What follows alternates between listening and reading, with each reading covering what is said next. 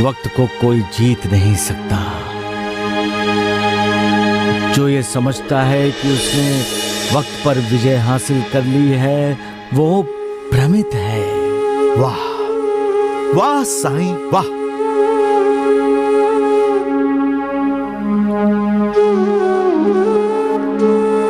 इंसान और अन्य प्राणियों का जन्म और मृत्यु वक्त पर ही होते हैं।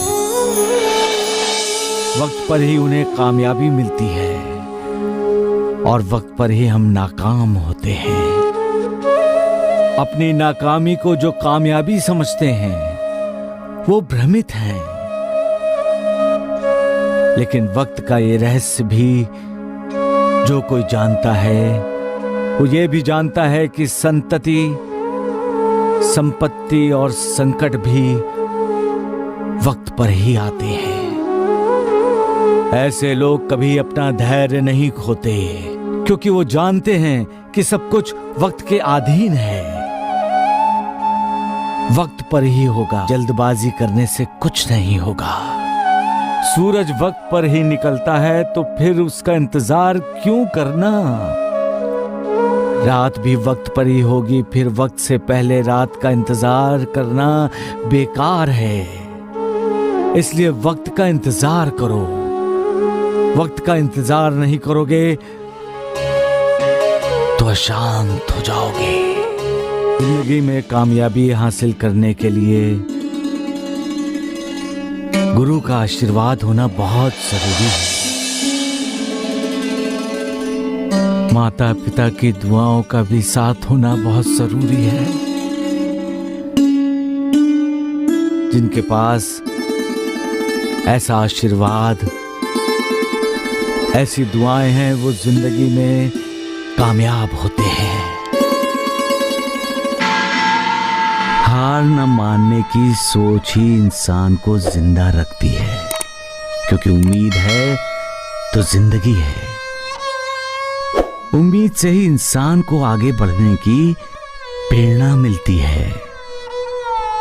इसलिए उम्मीद का दामन कभी नहीं छोड़ना चाहिए। कर्ता कर्म करता है, क्योंकि कर्ता के अधीन कर्म है, परंतु फल तो उस मालिक के हाथ में है। फिर हम फल की चिंता क्यों करें?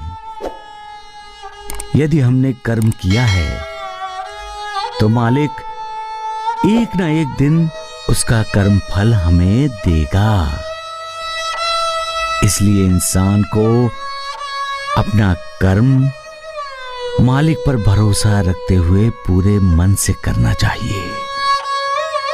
जब कोई कर्म पूर्ण मन से किया जाता है तो एक ना एक दिन उसमें सफलता मिलती ही है। लेकिन यदि कोई बिना कोशिश किए, बगैर प्रयास के ही फल की उम्मीद करता है और ये सोचता है कि उसके लिए सोचने वाला मालिक है, हम क्यों सोचें, तो ये गलत है।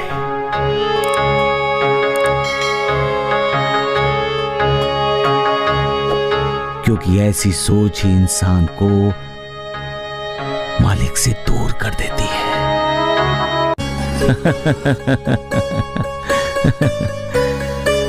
मालिक का परम धाम पाना है तो सब कुछ भूल जाना चाहिए। तब न सुख का कोई महत्व होता है, न दुख से कोई विचलन। दर्द, वेदना, यात्रा भी परम धाम के लिए निकले हुए यात्री की यात्रा में बाधा उत्पन्न नहीं कर सकता। कोई भी मोह ऐसे यात्री को मोहित करके परम धाम के मार्ग से हटा नहीं सकता। तब एक ही लक्ष्य होता है, मालिक का परम धाम। तब एक ही इच्छा होती है, मालिक का दर्शन। जब मालिक के दर्शन होते हैं तब सिर्फ पृथ्वी पर ही नहीं, त्रिलोक का लगाया गया चक्कर भी यात्री भूल जाता है। उस वक्त ना कोई कष्ट होता है, न दर्द, ना ही कोई वेदना होती है, क्योंकि तब मालिक की करुणामयी दृष्टि से यात्री का उद्धार होता है। तथास्तु। तथास्तु। प्रणाम बाबा। बाबा, जब भी कोई अच्छी बात करता है या अच्छा बोलता है तो देवता कहते हैं तथास्तु। हाँ, इसलिए हमेशा अच्छा ही बोलना चाहिए, बुरा कभी नहीं, क्योंकि हम जो कुछ भी बोलते हैं उसके सच होने की संभावना होती है। और जब हम दूसरों के लिए भला सोचते हैं, दूसरों के लिए दुआ करते हैं, अच्छे की कामना करते हैं, तो उससे हमारा भी भला होता है। हमें सब्र का साथ कभी नहीं छोड़ना चाहिए। सब्र हमारा इम्तिहान लेता है, सब्र हमारी परीक्षा लेता है, सब्र हमारी हिम्मत है, सब्र हमारे मन की शक्ति है। जो सब्र नहीं करता वो गलतियां करता है, और जो गलतियां करता है वो जिंदगी में भटक जाता है। और जो सब्र करता है उसका अपने मन पर काबू होता है, और जिसका मन काबू में है वो मालिक की भक्ति एकाग्र होकर करता है।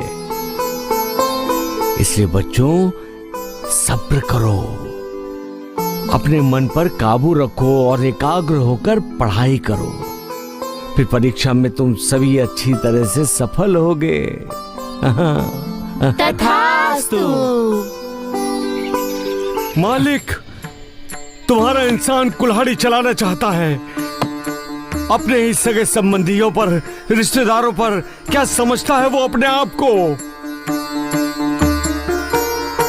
मालिक, तुम्ही ने तो उसे सब कुछ दिया है। तुम्हारी कृपा के कारण ही तो उसके पास वैभव है, ऐश्वर्य है, और अब तुम्हें बिना पूछे, तुम्हारी बिना इजाजत के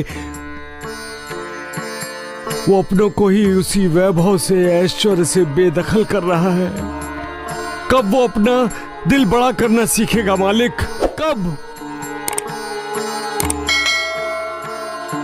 कब वो अपने अहंकार का त्याग करेगा? कब समझेगा वो कि रिश्तों की जंग कभी नहीं लड़नी चाहिए? रिश्तों की जंग जब जब हुई है, हर कोई घायल हुआ है। यही तो इतिहास है।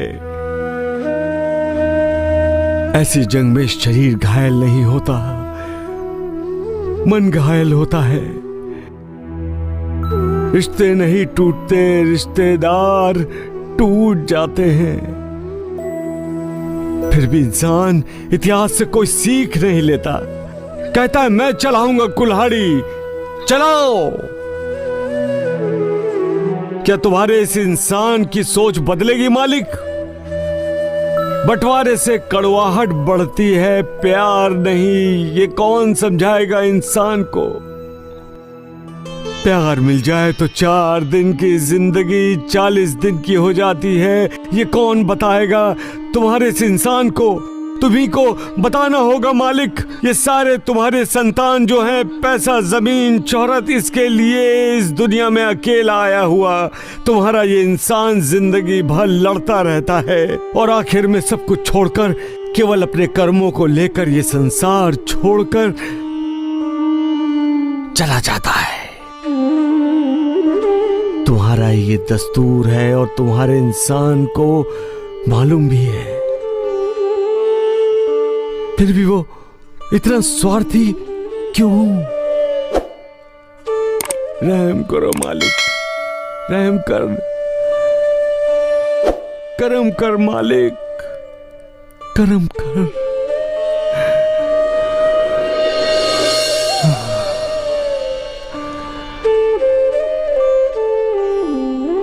सबका मालिक।